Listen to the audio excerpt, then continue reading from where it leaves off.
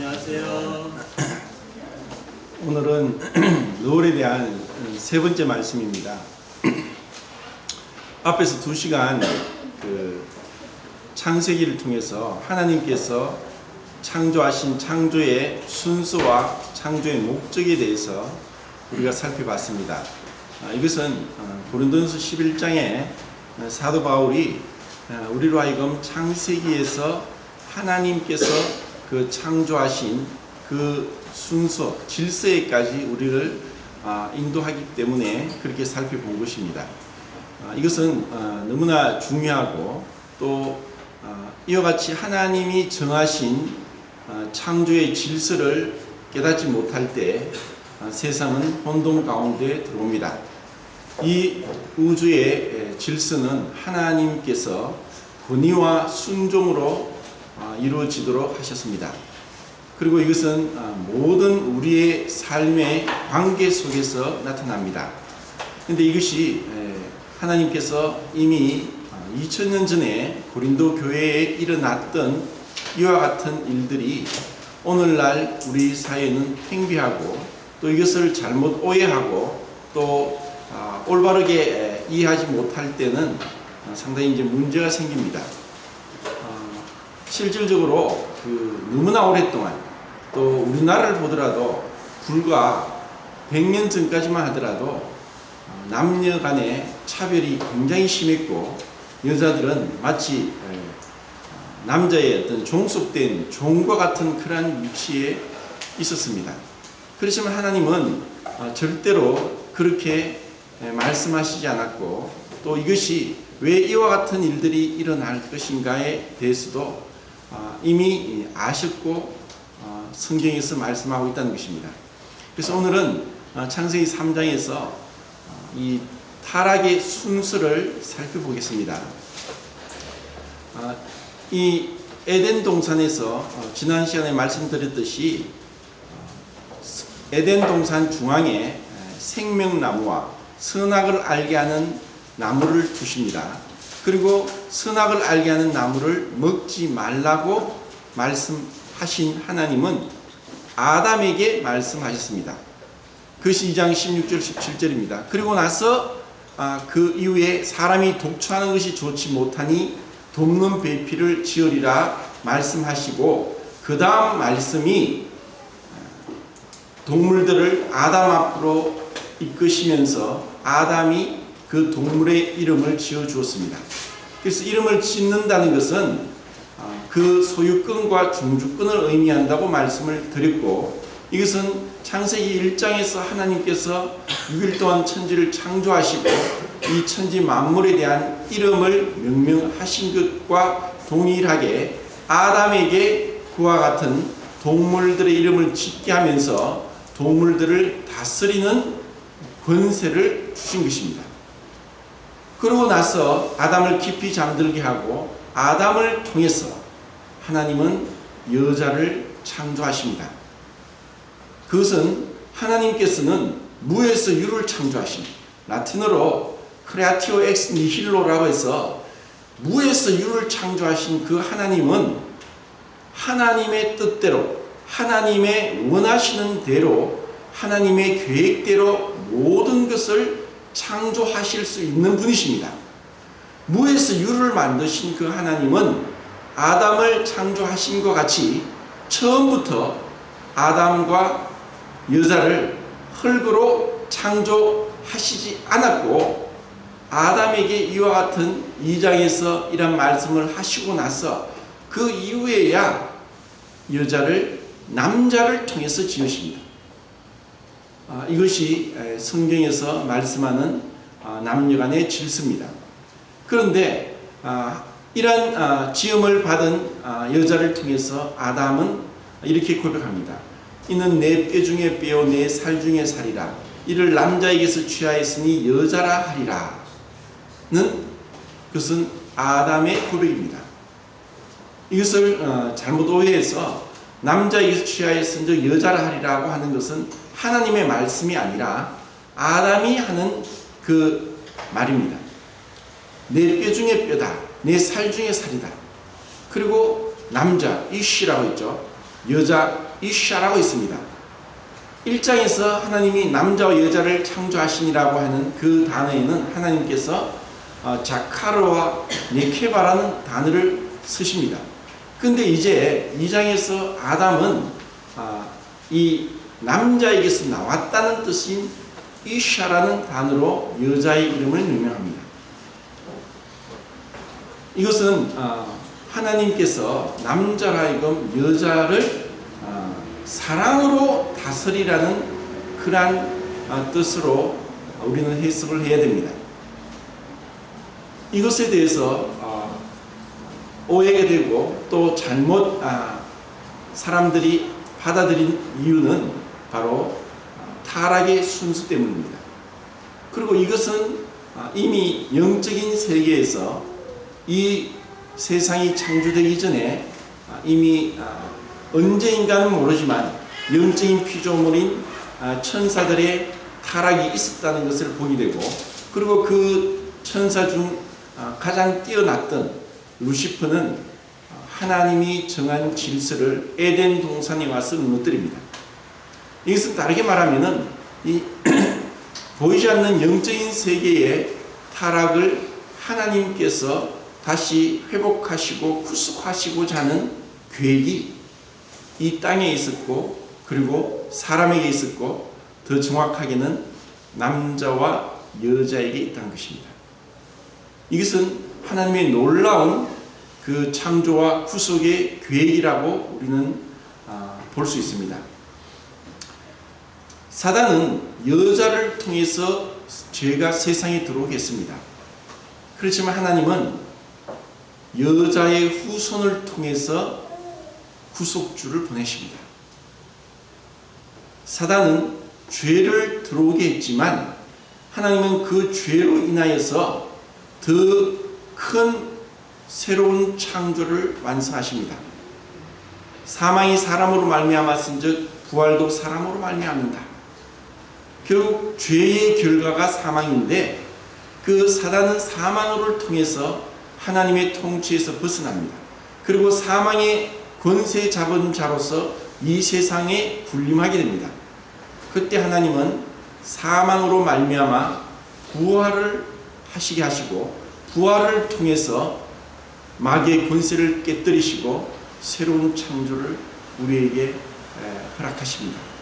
그리고 그 새로운 창조를 통해서 우리는 이전에 아담조차도 누릴 수 없었고 알 수 없었고 도저히 근접하지 못했던 하나님과의 연합, 하나님의 성품을 받고 하나님과 영원토록 함께하는 그와 같은 구속의 그 영광이 그 안에서 펼쳐지게 됩니다. 이것은 마치 출애굽기에서 애굽의 왕 바로가 이스라엘이 점점 수가 많아지니까 이를 경계해서 산파를 통해서 낳은 아이들을 죽이라고 했을 때 그 산파가 하나님을 두려워해서 아이들을 죽이지 않습니다. 그러자 이 남자아이들을 무조건 그 애굽 하수 나일강에 빠뜨려 죽이라고 했습니다. 바로는 그렇게 해서 애굽에 번성하는 이스라엘 백성들을 멸하려고 했지만 하나님은 그런 바로의 계획을 통해서 물에 던져진 모세를 건지셨어. 그래서 모세란 말이 건짐, 군이라는 뜻입니다. 모세를 통해서 바로의 왕자가 되게 하고, 그리고 바로를 심판하는 데 도구로 사용하십니다. 이것이 하나님께서 이 사람을 통해서 죄가 들어왔지만, 고린도전서 앞장에 5장입니까? 사람을 통해서 천사들을 심판하고자 하시고 천사들을 교육하고자 하는 것이 바로 교회의 사명입니다. 이것이 교회의 영광입니다. 이것을 우리가 살펴봐야 됩니다. 자, 그러면은 지난번에 제가 그 성경을 찾지 않고 계속 말씀을 드리니까 집중이 안 된다고 해서 성경을 보겠습니다. 3장 16절을 보겠습니다.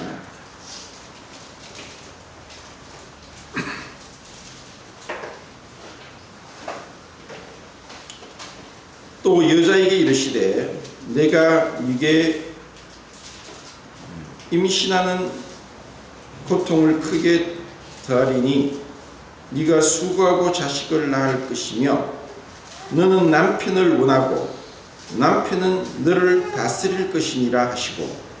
자, 4장 7절을 또 보겠습니다.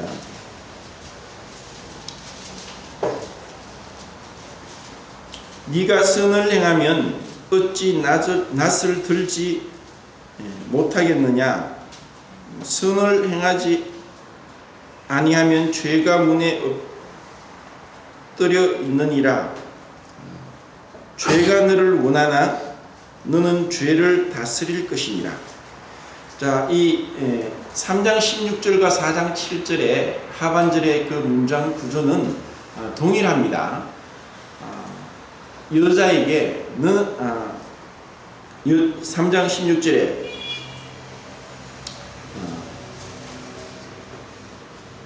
너는 남편을 원하고 남편은 너를 다스릴 것이니라. 너는 남편을 원한다는 이 말씀을 하시고 남편은 너를 다스릴 것이라고 말씀하신 것은 타락의 결과로 인한 하나님의 그 심판입니다.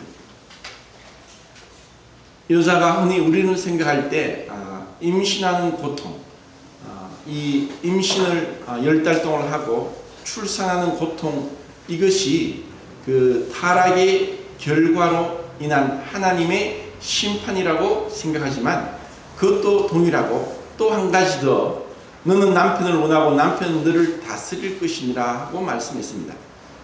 그런데 4장에서 그들이 에덴 동산을 쫓겨나서 첫 번째 난 아들이 가인이고 둘째 아들이 아벨이었습니다.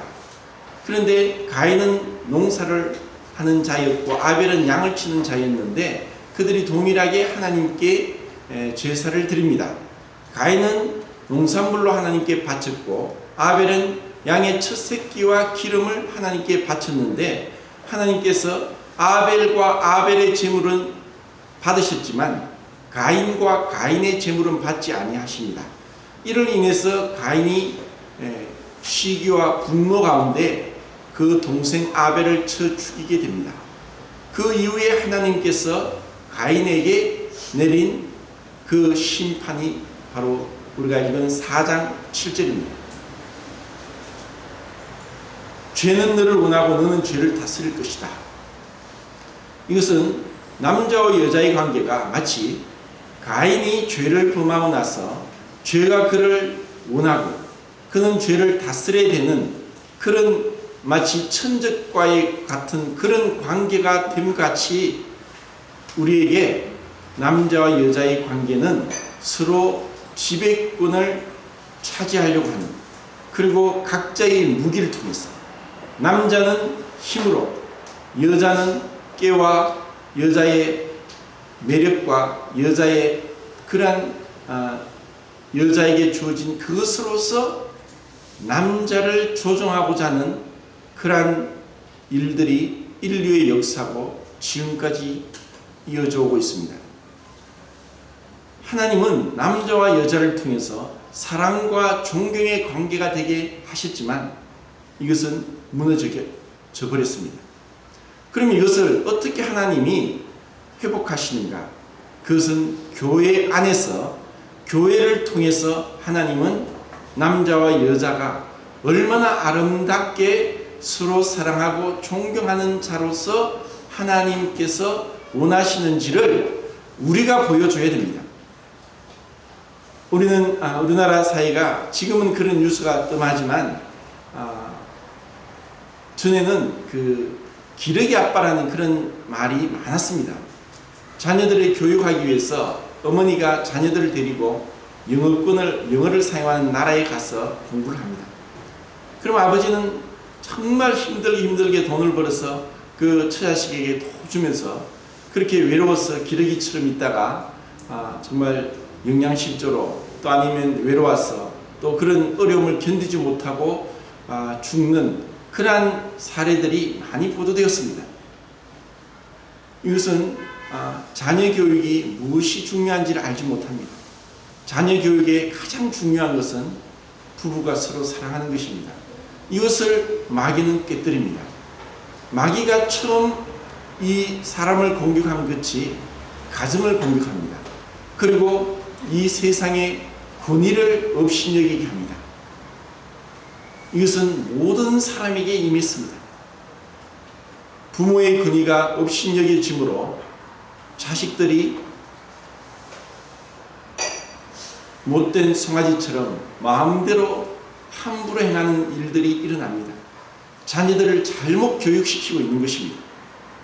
그것이 학교에 가서 선생의 권위를 무시함으로 학교는 지식만을 전달받는 곳으로 변함으로 이 사회의 모든 부조리의 가장 핵심이고 원흉이 된 것이 바로 학교 교육이 무너진 것입니다. 그러면서 사회는 혼란 가운데 빠졌습니다. 그리고 여자들의 그 창조의 질서가 목적이 무너짐으로 또 산업혁명으로 인해서 여자들이 돈을 벌므로 인해서 그들이 이전 농경사회 때와 다르게 여자들도 어느 정도의 실권을 잡게 되고 그리고 물질을 소유함으로 인해서 그들의 목소리가 커지게 되면서 남자들을 업신여기게 될 뿐 아니라 여자들이 이제 마음을 함부로 행하면서 성적인 타락이 온 세상에 만연해 버렸습니다. 하나님은 이런 율법의 성적인 타락을 돌로 쳐서 죽이라고 했습니다. 그런데 오늘은 이렇게 얘기하면은 정신 나간 사람으로 인정받습니다. 무엇이 옳고 그른지 무엇이 죄인지도 모르는 세상 가운데 우리는 살고 있습니다. 그래서 특별하게 교회 안에서는 여자들이 정절과 정숙함과 단정함으로 이 세상을 짝하지 아니하여야 됩니다. 오늘날은 마치 노아의 시대와 같고 롯의 시대와 같습니다. 노아 시대 때는 그 타락함이 말도 못했습니다. 지금 그와 같습니다. 다만 복음이 우리에게 전해졌기 때문에 한 사람이라도 구원받기 위해서 하나님은 기다리시고 참으시고 그리고 회개하기를 기다리고 계십니다. 이런 가운데 우리는 세상을 향해서 다른 삶, 구별된 삶, 경건한 삶, 거룩한 삶으로 그들을 중조해야 됩니다. 노아 시대 때 참된 전도자로 누구를 들 수 있느냐? 분명히 노아가 하나님을 경외함으로 방주를 예비하여 그의 가족을 구원하였다. 하나님을 경외하는 삶으로 그는 방주를 예비했고 비가 오지 않은 때 하나님의 말씀을 믿었고 그의 가족을 그리고 모든 동물들의 암수를 하나님이 그 방주 안으로 이끌어 들이심으로 지금 동물들이 온 천지 사방에 하늘과 땅과 바다가 아니라 이 땅에 생육하고 번성하고 있는 것을 보게 됩니다.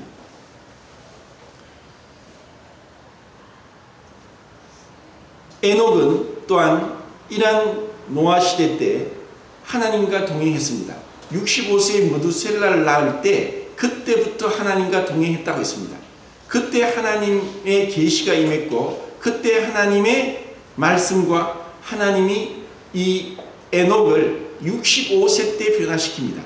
그래서 그의 아들의 이름을 무두셀라, 그가 죽으면 오리라는 이러한 뜻의 이름을 짓습니다.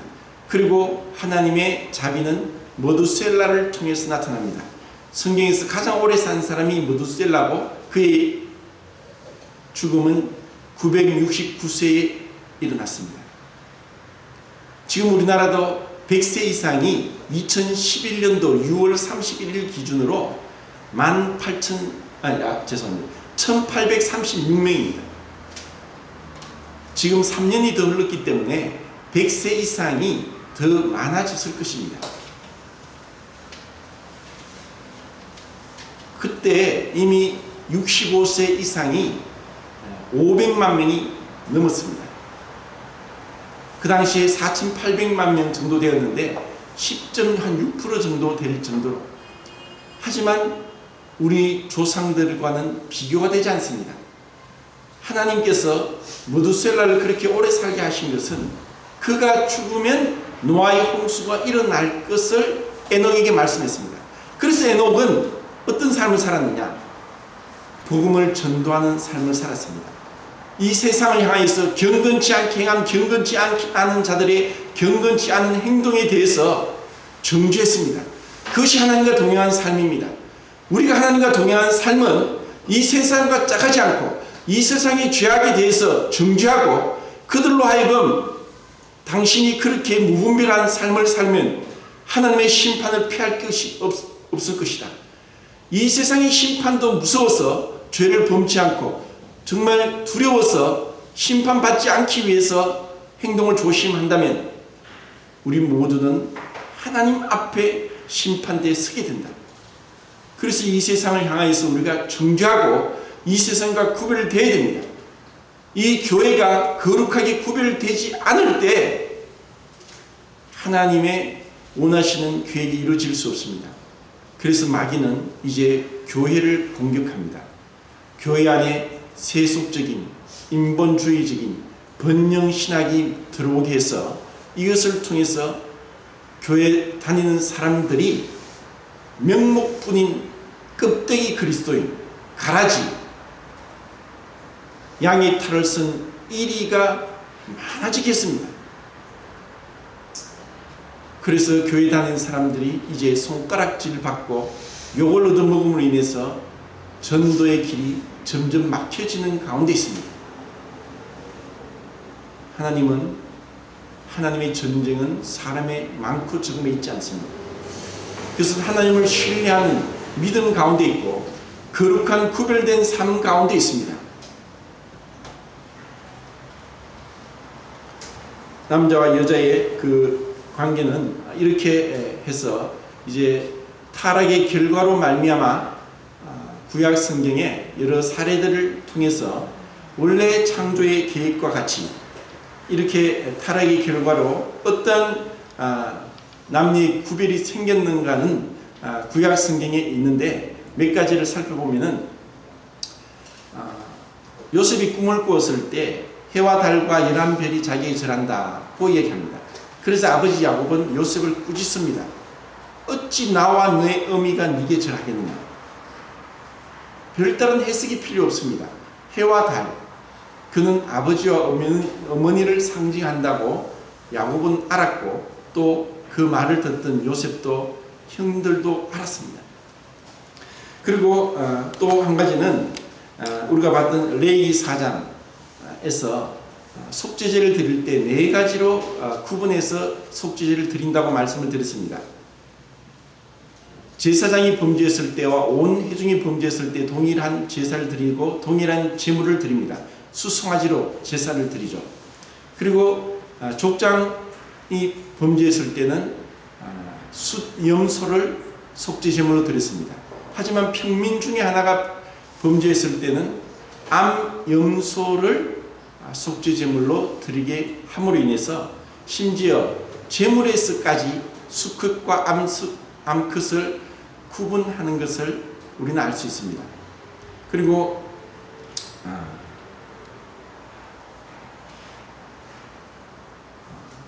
잘 보이지 않아서 이걸 못 보겠습니다.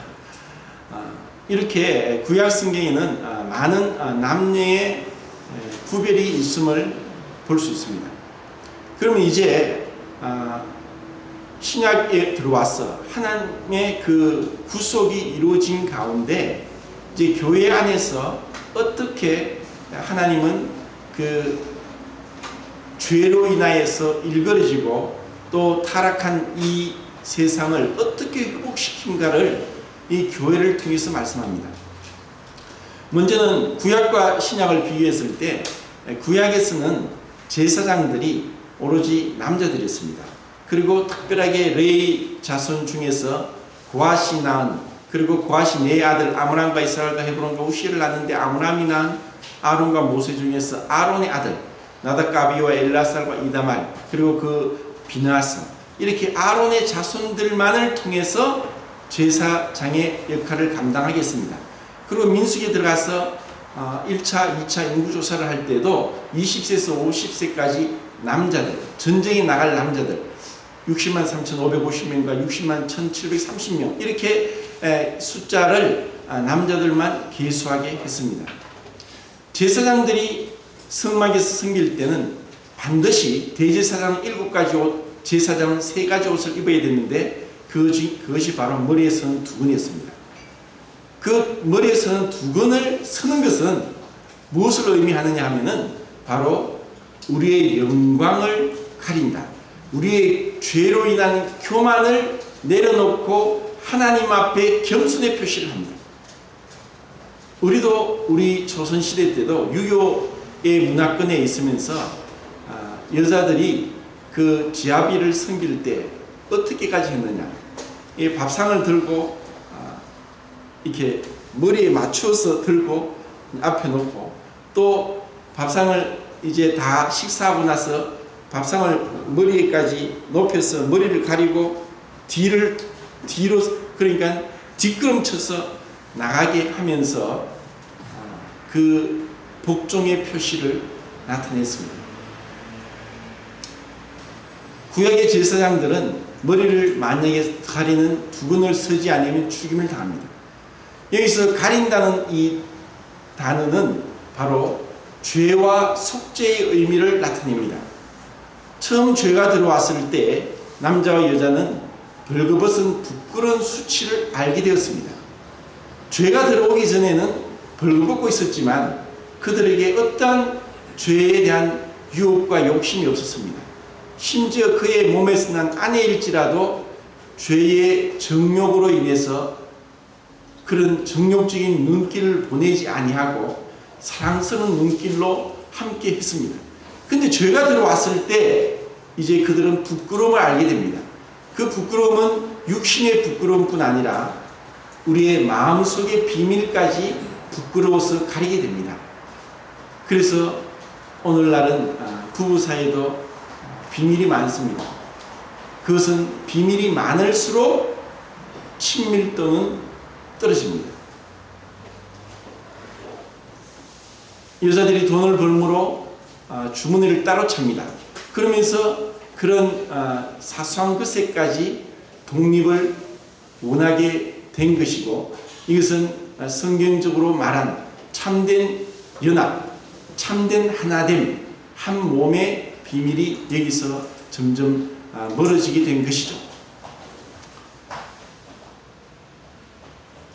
하나님은 그래서 이들이 부끄러운 가운데 무화과나무 잎 사기로 계속 가리는 것을 가죽옷을 지어 입혀서 더 이상 그 무화과나무 잎으로 가리는 것을 가리지 않게 했습니다. 그 가죽옷에 대한 것은 바로 성경의 속죄의 비밀을 푸는 열쇠가 가죽옷에 있음을 알 수 있습니다. 왜냐하면 그 가죽옷은 짐승이 죽임을 당하고 그 짐승의 피가 흘려졌다는 것을 우리에게 말씀하고 있기 때문입니다.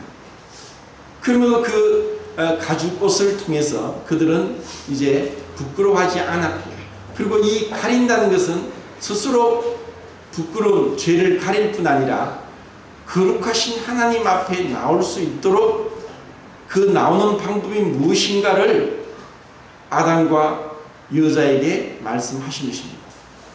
그리고 죄를 범하고 나서 또 다시 한번 아담은 그의 아내의 이름을 지어줍니다. 그것이 하와입니다. 하와. 그것은 아담이 그의 이름을 지어줬습니다. 그 하와라는 이름에는 바로 하나님께서 약속하신 창세기 3장에서 여자의 후손을 통해서 뱀의 머리를 깨뜨릴 것에 대한 그 원시 복음에 대한 믿음의 표현이 바로 하와라는 이름입니다. 그래 비록 이 여자를 통해 세상에 죄가 들어왔지만 이제 이 여자의 후손을 통해서 하나님은 죄를 속죄하시고 구속을 이룰 것에 대한 믿음의 표현이었고, 그리고 타락의 결과로서도 하나님은 다시 아담에게 주도권을 사랑으로 건의하고 다스리는 지도권을 아담에게 계속 부여하고 있습니다. 그리고 신약에서 로마서 5장 12절에 이러므로 한 사람으로 말미암아 죄가 세상에 들어오고 죄로 말미암아 사망이 왔나니 할 때 그 한 사람은 여자가 아니라 아담을 말씀하고 있습니다. 그래서 로마서 5장인 아담과 둘째 사람, 첫째 아담과 둘째 사람, 마지막 아담 예수 그리스도를 비교하고 있습니다. 이 가리는 것은 하나님의 거룩하심이 그냥 나타나면 죽을 수밖에 없습니다. 출애굽기에서 모세가 주의 영광을 보여주소서 기도합니다. 그때 하나님이 나를 보고 살 자가 없다. 모세는 이 세상에 산 사람 중에 그 구약 시대까지만 하더라도 가장 하나님과 친밀하게 친구처럼 가까이 갔던 사람이 바로 모세입니다. 40일 금식 기도를 2번이나 하면서 모세는 하나님과 친밀하게 동행했습니다. 그런 모세조차도 나를 보고 살지 못한다 하고 반석 틈에 두고 나의 뒷모습을 볼 것이라고 말씀합니다. 그 반석이 바로 예수 그리스도라고 생각합니다. 요한복음 1장에서 본래 하나님을 본 사람이 없으되 독생하신 아버지 품속에 있는 독생하신 하나님이 아버지를 나타내셨다고. 예수 그리스도께서 사람의 모양으로 오시지 않았더라면 우리는 하나님께 갈 길이 없습니다. 그래서 이 가리는 것은 히브리어로도 코페르라고 해서 이것이 속죄의 단어에 쓰이고 있습니다. 결국 하나님 앞에 우리의 죄가 가려지는 것은 은혜입니다. 가려지는 것은 우리가 죄로 인하여서 거룩하시고 공의로우신 하나님 앞에 죽임을 당하지 않는 하나님의 은혜의 표시입니다. 구약시대 제사장들은 머리를 그렇게 가려야만 했습니다. 하지만 이제 주님이 오셨습니다.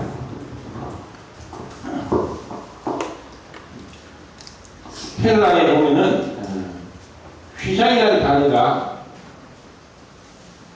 있는데 이것은 너울로 가린다는 단어입니다. 이것은 신약 성경에 6번 나옵니다. 이것은 카타,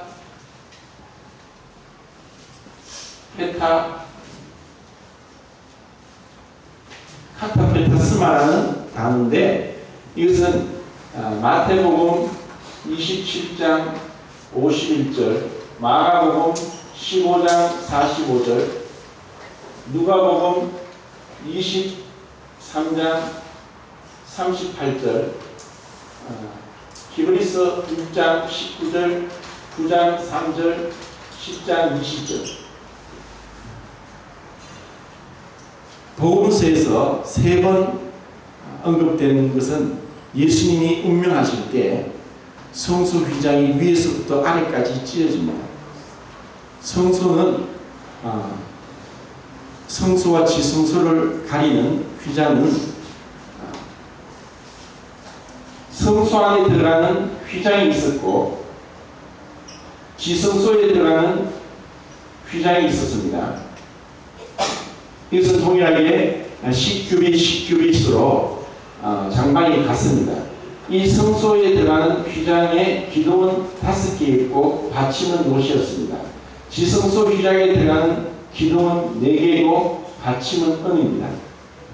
이것은 제가 생각할 때 성소에 들어가는 휘장은 율법의 모세오경을 우리로 하여금 상징하고 있다는 것을 보게 하고, 그리고 율법의 그 은은 진노가 있다. 그래서 놋은 심판을 상징합니다. 그래서 성소에 들어가는 휘장은 5개고 받침은 놋으로 만들게 했습니다. 하지만 지성소에 들어가는 휘장은 4개고 그것은 사복음서를 우리에게 상징하고 있고 그 받침은 은혜입니다. 은은 구속을 상징합니다. 그래서 율법으로는 하나님 앞에 갈 수 없고 오직 은혜로 들어감을 이 성소를 통해서 말씀하고 있습니다. 그런데 성소에는 그 지성소에 들어간 휘장에 그룹을 수놓겠습니다. 그리고 위에 막도 4개였는데 성막의 막은 덮개가 4개 있습니다. 이것도 사복음서를 상징하는데 제일 성소 위 천장에 보이는 덮개는 흰 세마포에 청색 자색 홍색 실로 여기도 그룹을 수록했습니다. 두 번째는 염소 털로 덮개했고, 세 번째는 붉은 물들인 양의 가죽으로 덮개했고, 네 번째는 해달의 가죽으로 이 덮개를 씌우겠습니다. 그런데 예수님이 운명하실 때 성소와 지성소에 있던 이 둘째 휘장이 위에서부터 아래로까지 찢어졌습니다. 그래서 이 휘장을 언급할 때 카타페타스마라는 단어를 쓰고 있습니다. 히브리서 6장과 9장과 10장에서는 이 둘째 장막을 이야기할 때 이 단어를 쓰고 있습니다. 그럼 요한복음에는 왜 이 카타페타스마라는 단어를 쓰지 않느냐? 그것은 요한복음의 기록 목적은 예수님이 하나님이심을 증거합니다. 태초에 말씀이 계시니라. 이 말씀이 하나님과 함께 계셨으니 이 말씀이 하나님이시니라. 예수님은 이미 17장에서 대제사장의 기도를 하시면서 이미 지성소 안에 계시는 것을 보여줍니다. 그렇기 때문에 요한복음에서는 예수님이 운명하실 때 둘째 휘장이 찢어지는 것을 언급해서는 안 되고 언급하지 않았던 것입니다. 이것이 성경이 얼마나 정확하고 얼마나 세밀하게 기록됐는가를 성경의 영감성을 우리에게 보여주고 있습니다. 그러면은 우리가 지금 살펴본 고린도전서 11장에는 이와 같은 카타피타스마라는 단어를 쓰지 않습니다. 대신에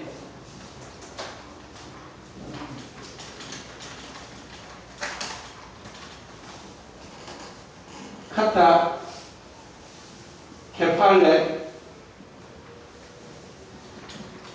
에콘이라는 단어를 쓰는데 아래로 머리를 긁는 에콘 머리를 긁는 것을 아래로 늘어뜨린다고 이렇게 하면서 머리를 가리라고 얘기를 하고 또 한 단어는 카타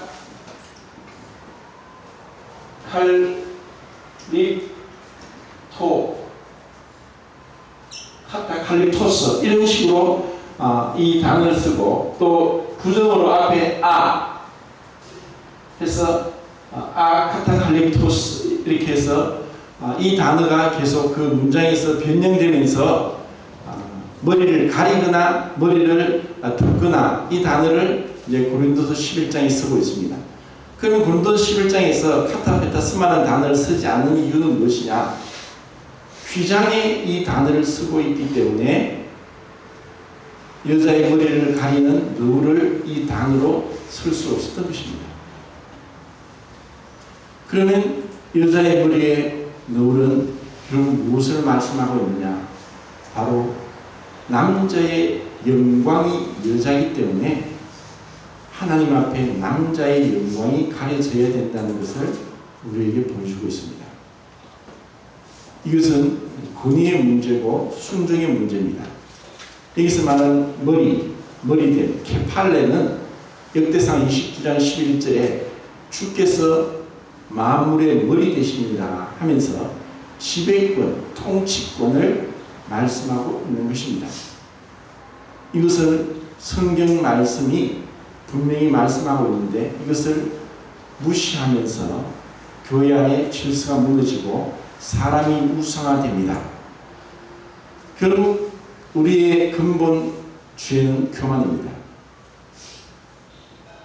어떠한 사람도 하나님 앞에서 자기의 영광을 드러내서는 안 됩니다. 그런데 남자들이 교회를 다스리면서 하나님의 영광 위에 올라가면서 교회는 타락하기 시작합니다.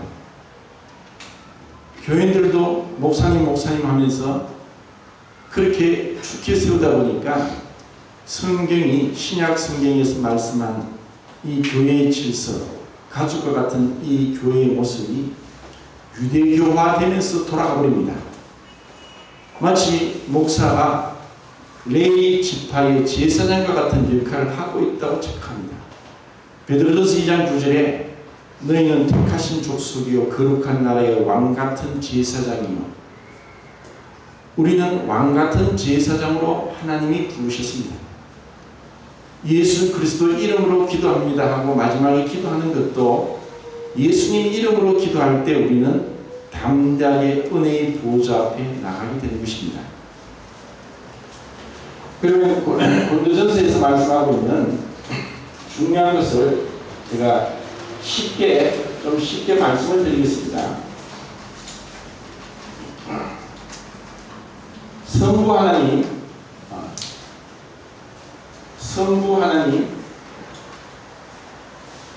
성자 하나님, 그리고 성자 하나님, 교회, 그리고 남자, 여자.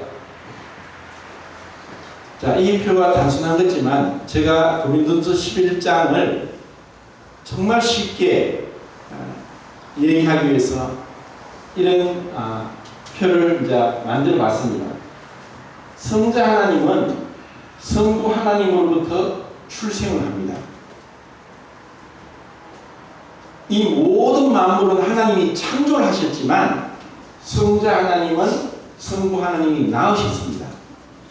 이 낳았다는 아들됨의 표현도 여러 가지가 있는데 오늘은 또 그렇게 하면 복잡해지니까 그것은 다음 기회에 있으면 말씀드리겠습니다. 그러니까 성자 하나님이 성부 하나님으로서 출생하셨기 때문에 성자 하나님에게 성부 하나님은 머리 대신입니다. 이는 출생이고 그분의 머리 대심을 얘기하고 있습니다. 그리고 성자 하나님을 통해서 예수 그리스도께서 십자가의 죽으심으로 시작된 것이 교회입니다. 이것은 세대주의적인 관점과 언약주의 관점이 차이가 있는데 언약주의 관점은 교회가 이미 구약시대부터 교회로 보고 있습니다. 그런데 세대주의 관점은 이 교회는 예수님의 십자가의 죽음 이후로 만세부터 감추었던 것인데 에베소서 말씀하면서 감추었던 것인데 이제는 성덕이 나타난다. 결국 예수 그리스도의 비밀이 교회입니다. 그것은 마치 남자에게서 감춰져 있다가 남자를 통해서 여자를 창조함과 같이 그리스도께서 죽으심으로 얼굴에 창을 맞음으로 물과 피가 쏟아지고 그 이후에 교회가 생겼습니다. 그리고 교회가 생기고 나서 복음서에서 예수님이 제자들을 향한 호칭이 내 형제, 내 아버지, 곧 너희 아버지. 예수님이 교회를 통해서 결국 하나님이 유일한 독생자였던 예수 그리스도를 예수님의 십자가의 사역으로 예수님과 같은 동일한 많은 아들들을 얻기를 원하신 것. 그리고 그 하나님의 삼위일체 하나님의 영원한 영광 가운데 가족 간의 관계 가운데로 우리를 이끌어가기 위한 것이 이 구속의 이 목적이 이 안에 담겨져 있습니다. 그래서 이 예수님을 통해서 교회가 시작되었고 그래서 교회의 교회의 머리가 예수 그리스도입니다. 그래서 교회를 다스리고 교회를 칭찬하고 교회를 책망하실 수 있는 분은 교회의 머리 대신 예수 그리스도밖에 없습니다. 이것이 요한계시록의 7교회를 향한 주님의 그 주권을 여기서 볼 수 있습니다. 어떤 노예도 총회도 그 연약한 교회라고 해서 함부로 할 수 없습니다. 이것은 월급행입니다. 왜? 우리 중에 누구도 그 성도를 위해서 피를 흘려 죽지 않았습니다. 로마서 14장에는 너희가 왜 형제를 없이 여기느냐? 그 형제를 위해서 죽으신 분은 예수님이시지. 그래서 예수님이 그를 다스리고 그를 칭찬하고 책망하는 것입니다. 어떤 의미의 교회 안에서도 이런 질서를 잡기 위해서 요한 3서에는 누가 나옵니까? 이게 자꾸 헷갈리죠. 디오드레베가 어떤 데기를 좋아한다. 데미드리온지 디오드레베인지 모르겠습니다. 한번 찾아보십시오. 어떤 데기를 좋아한다. 결국 이 교만한 마음으로 결국 교회의 질서도 무너뜨리는 자들이 있고, 그래서 새롭게 한 자에게 어떤 직분을 주지 말라고도 얘기합니다. 자, 그것처럼 여자도 남자로부터, 그래서 남자에게서 여자가 나왔다 할 때 에크라는 단어를 쓰고, 여자로 말미암아 모든 사람이 나왔다 할 때는 디아라는 단어를 씁니다. 이것은 기원과 근본을 의미하는 전치사고, 디아는 그 어떤 사건의 그 이유를 설명하는 그런 전치사, 그것을 다르게 사용하고 있고, 그리고 모든 사람이 남자와 여자가 하나님께서 나왔다, 하나님께로부터 나왔다 할 때도 에크라는 전치사를 씁니다. 그러니까 이 하나님이 특별하게 의도하신 것은 이 여자의 머리가 남자라는 것을 하나님은 말씀하고 있습니다. 그럼 우리는 이때까지 여자가 돕는 배필로서 제가 뭐라고 말씀드렸습니까? 하나님은 여자를 더 업그레이드 시킨, 늦게 나온 제품으로 남자보다 더 업그레이드 된다. 남자가 폴더폰이면 여자는 스마트폰이라는 것을 뇌를 통해서 말씀드렸죠. 뇌량을 통해서. 하나님이 그렇게 하십니다. 그리고 어떤 의미는 남자 여자의 차이는 그렇게 또 표현을 하면 어떨지 모르겠습니다. 남자는 망원경과 같은 그런 시야를 가지고 있고, 여자는 현미경과 같은 시야를 가지고 있다. 여자들은 가까이 넓게 많이 볼 수 있는 그런 뇌를 가지고 있어서 그런 판단력이 빠릅니다. 근데 남자는 뇌가 특화되어서 뇌량이 여자보다 30% 적다 보니까 한 가지 몰입하면은 딱 꼽히면 그냥 갑니다. 그래서 남자들이 승부욕이 강하고, 또 남자들이 어떤 업적을 이루는 것은 남자들이 능력이 여자보다 뛰어나기 때문이 아니라 남자들이 집중력, 그리고 그 한 가지에 몰입하는 것이 여자보다 더 강하기 때문입니다.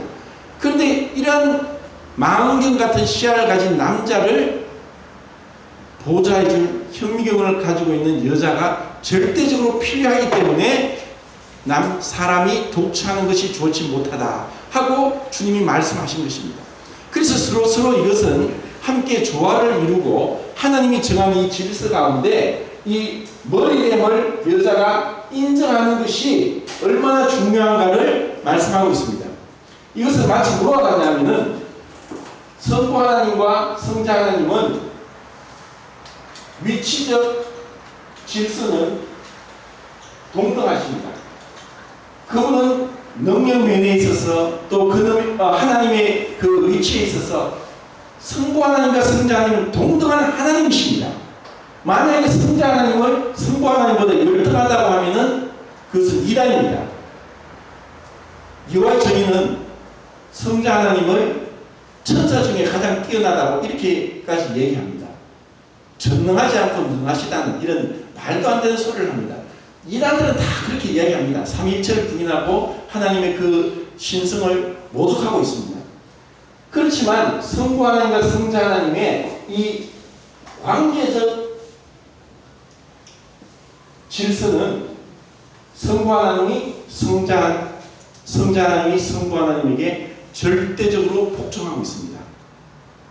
이것을 우리에게 가르쳐주고 보여주기 위해서 남자와 여자의 관계를 두신 것입니다. 그리고 이것은 더 큰 의미로는 천사들을 인하여서 천사들에게 교육하기 위해서, 진정한 연합은 사랑과 존경으로 온다는 것을 우리에게 또 보이지 않는 천사들을 교육하기 위해서 에베소서 3장 10절과 베드로전서 1장 12절에 천사들도 살펴보기를 원하고 천사들이 이것을 깨달아 알 수 있도록 하신 겁니다. 이것은 얼마나 중요한 것인지 모릅니다. 그러니까 이와 같은 이 질서가 무너질 때, 남자의 권위가 무너질 때, 이때는 모든 게 사실 무너지는 것 같습니다. 가정이 왜 무너지느냐? 아버지의 권위가 무너집니다. 이것은 오늘날 너무나 비극적인 일입니다. 정말 남자들이 불쌍하게 지금 밟히는 시대에 있습니다. 여성 상위 시대에 있습니다. 남자는 머리가 돼야 되는데, 제 친구 중에 문경에서 이제 닭을 키우는 친구가 있는데, 거기 한번 가보니까 진돗개가 7마리가 있어요. 그리고 저한테 자랑을 해요. 이 진돗개 족보를 이런 데 가져와서 야가 진짜 순종이다. 그리고 야를 비싸게 몇백만 원 주고 샀다. 그러면서 족보를 보여주는 거예요. 난 별로 관심이 없다. 그런데 이제 하는 말이 이 7마리가 처음에 이렇게 데려다 놓고 처음에는 한 마리 시작했는데 데려다 놓으면서 자기들 사이에 무슨 일이 일어났냐? 쟁탈전이 벌어집니다. 피 터지게 싸웁니다. 왜? 머리를 정해야 되기 때문에. 그래서 서로 물고 뜯고 막 피 터지게 해서 결국 한 놈이 져야지 그 머리가 딱 정해지면 그때부터 평온합니다. 짐승의 세계도 그럽니다. 용원의 그 사파리 공원에서도 그 사자와 호랑이의 그런 그 보셨는지 모르겠지만 네로와 칸의 그런 어떤 투쟁 이런 걸 보면은 하나님께서 이 동물의 세계에도 그런 질서를 주셨는데 지금 이 우리 사회에는 이것이 무너짐으로 모든 게 지금 뒤죽박죽이 됐습니다. 그럼 이것은 이러한 질서가 무너졌을 때 어떤 일이 일어나느냐?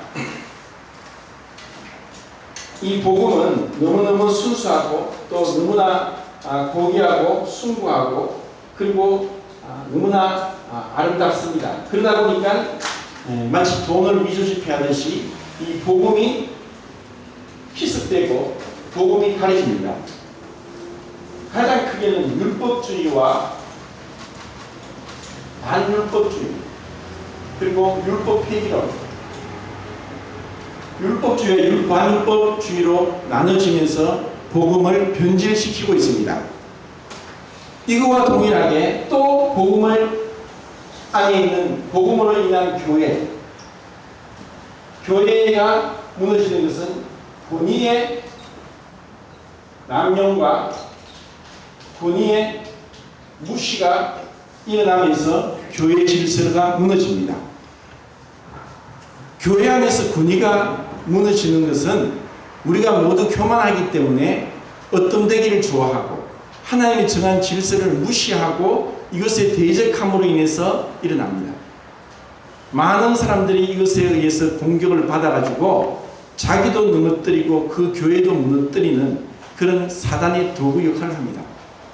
나중에 천국 가면 그 모든 것이 밝혀질 겁니다. 이 여자의 머리는 남자라고 하면서 그 너를 쓰게 한 것은 남자로 하여금 나의 머리가 내가 아니고 주님이라는 것을 보게 하는 것입니다.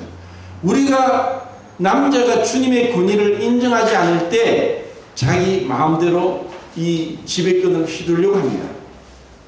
이것은 죄로 인하여서 남자들이 남편이 아내를 윽박지르고 힘으로 다스리려고 할 때 여자들이 반항하는 것과 같이 이런 문제도 또 일어납니다.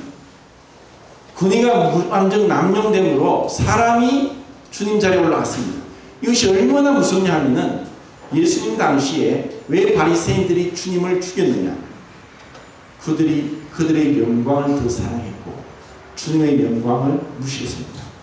주님의 권위를 인정하지 않았고 그들의 권위를 더 내세웠습니다.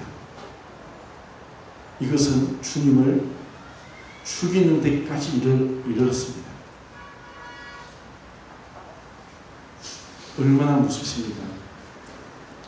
그리고 여자들이 이와 같은 이 단순히 여자의 모습은 순종, 이 순종은 주님께서 아버지께 하시듯이 교회가 그리스도께 하듯이 이 순종이 여자가 남자에게 하도록 하는 것이고 정숙과 정결, 순결 이것은 동일하게 고대 여자들이 자기를 지키는 것입니다. 고려시대 때 몽고군이 우리나라 쳐들어와서 징기스칸이 죽고 났었죠. 죽고 나서 누굽니까? 무르하치인가? 무르하치 이 고려까지 쳐들어와서 많은 고려 여자들을 급탈했습니다. 그러자 그 급탈당한 여자들이 계속 자살하는 일이 일어나는 거죠. 그러자 그 고려의 임금이 누군지 모르겠습니다만 어느 한날 한시에 어느 곳에 가서 몸을 씻으면은 정결하게 된다 해서 더 이상 여자들이 죽지 않겠습니다. 이것을 하나님께서 우리에게 주신 양심, 그리고 하나님이 우리에게 주신 그 옳고 그름에 대한 분별이 지금은 다 무너졌습니다. 죄가 죄인 줄도 모릅니다. 제사장은 거룩한 것과 속된 것을 구분하고 옳고 그른 것을 구분해서 가르쳐야 되는데 교회마저도, 교회 지도자마저도 이런 죄에 빠지면서 온갖 혼란 가운데 빠져들게 됩니다. 하나님이 원하시는 것은 거룩함입니다. 거룩함은 구별됨입니다. 세상과 다른 것입니다. 세상을 정죄하는 것입니다. 세상을 따라가서는 안 되고 세상을 사랑해서는 안 됩니다. 그런데 마귀는 우리의 마음과 생각을 빼앗고 있습니다. 그것이 죄가 아니라고 거짓말하고 있습니다. 괜찮아, 네가 이것을 먹으면 지혜롭게 할 만큼 탐스럽고 너도 하나님같이 돼 하는 거짓말을 지금도 하고 있습니다.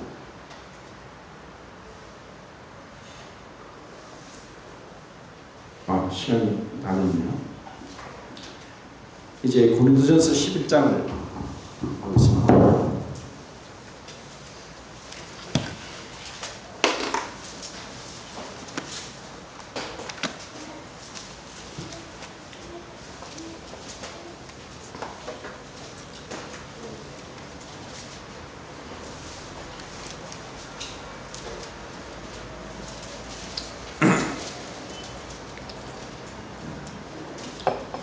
일절에 내가 그리스도를 본받는 자가 된 것 같이 너희는 나를 본받는 자가 되라.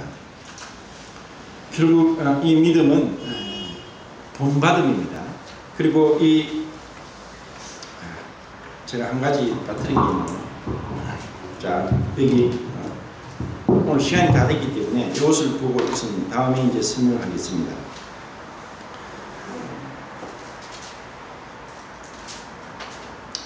7절에 남자는 하나님의 형상과 영광이니 그 머리를 마땅히 가리지 않거니와 여자는 남자의 영광이니라.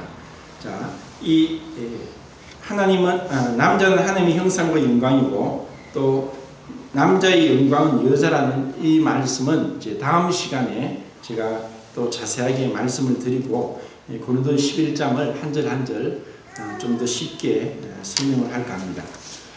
이것이 얼마나 중요한 부분이고 또 이것은 단순히 어떤 율법의 행위로와 같이 내가 함으로써 자기를 구별하고자 하는 마음이 생기면 그것도 잘못된 것입니다. 이러한 머리에 너를 서지 않고서도 더 순종적으로 말씀의 권위에 따라가는 자가 있는 반면에 서고서도 그렇게 서지 않은 사람보다 못할 수가 있는 것입니다. 늘 먼저 된 자가 나중되고 나중된 자가 먼저 된다. 우리의 교만을 내려놓고 겸손하게 하나님 말씀이 그러냐 하고, 많은 사람들은 하나님 말씀을 그냥 인용하거나 자기의 주장을 내세우기 위한 받침으로 사용합니다. 말씀이 우리를 주장해야 되고, 말씀이 말씀하는 데까지 가야 되고, 말씀이 멈추는 데 멈춰야 되고, 말씀에 대해서 우리가 순종해야 됩니다. 그것이 하나님을 순종하고 하나님을 경외하는 자세입니다. 사람의 전통도 아니고 유전도 아닙니다. 우리는 이때까지 이렇게 했으니까. 그것은 하나님 말씀을 무시하는 것입니다. 지금도 우리가 말씀 가운데 분별해서 이것이 그런가 했을 때 이것에 대해서 너무나 많은 사람이 오해하고 있기 때문에 이 부분을 이제 다음 시간에 한 번 더 말씀을 드리겠습니다. 오늘은 여기서 마치겠는데, 정말 하나님이 주신 이 교회의 아름다움이 어떤 성도 수가 많고 적음에 있지 않고 우리가 진실되게 세상과 구별되게 거룩한 가운데 말씀을 순종하고 하나님을 경외하여 가는 것이 하나님 앞에 칭찬받는 것이다. 이제 좀 있으면 아시안 게임이 끝납니다. 그들은 메달을 땄다고 좋아하고 하지만 우리의 시상식은 진행 중입니다. 아직까지 오지 않았습니다. 우리의 목숨이 붙어있는 날까지 충성스럽게 주님을 섬기다가 주님 앞에서 영광스럽게 나타나기를 소망하게 되기를 바랍니다.